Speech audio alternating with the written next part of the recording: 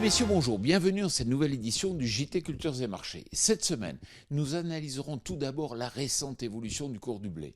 Nous ferons ensuite un point sur la récolte de soja au Brésil, avant de nous intéresser aux taxes instaurées par le gouvernement russe pour freiner les exportations de blé. Enfin, nous terminerons cette édition avec les toutes dernières estimations de la récolte du maïs ukrainien.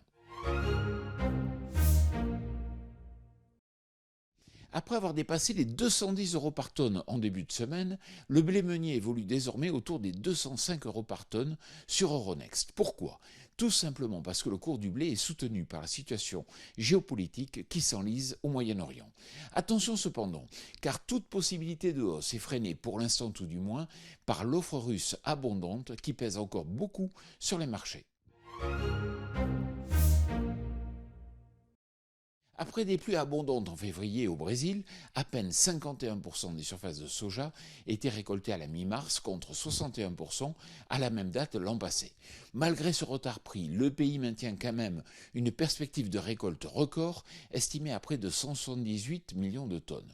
Précisons que les exportations brésiliennes de soja pourraient atteindre 114,4 millions de tonnes, soit un niveau inédit. Le cours du soja a été pénalisé cette semaine par le report du voyage de Donald Trump en Chine. Pour la première fois depuis le début de l'année, la Russie a réactivé sa taxe sur les exportations de blé. Elle est fixée cette semaine à 1,5 € par tonne.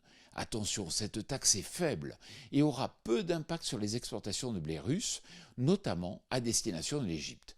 En effet, Moscou cherche surtout à éviter qu'une éventuelle augmentation des prix mondiaux ne vienne à stimuler trop fortement les exportations au détriment du marché intérieur.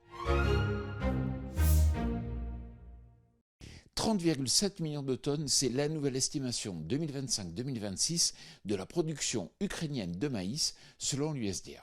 Il faut remarquer qu'elle est de 1,7 million de tonnes, supérieure à ce qui était attendu. Le potentiel export reste stable à 22 millions de tonnes, mais ces volumes supplémentaires pourraient alourdir les stocks de report. Voilà, le JT Culture et Marché, c'est terminé. Je vous souhaite bien sûr une excellente semaine.